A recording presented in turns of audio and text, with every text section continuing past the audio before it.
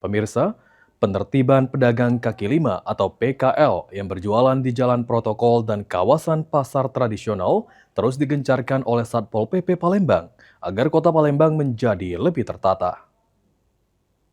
Ya bongkar sendiri ya. Ya bongkar sendiri mereka.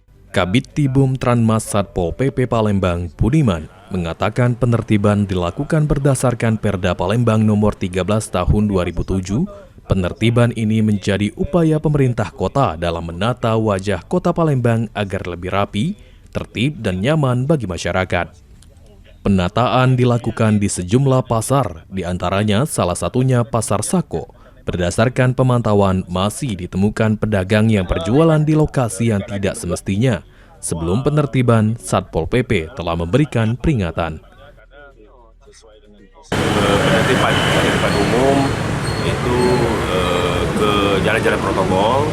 Selain dari pasar tradisional, kita sudah melakukan penataan pedagang itu di wilayah Pasar Babang, kemudian Pasar 26, dan kemarin kita ada Pasar Sako. Kedepan, penertiban akan terus dilakukan terutama terhadap PKL yang berjualan di bahu jalan. Ilham Wahyudi, PAL TV.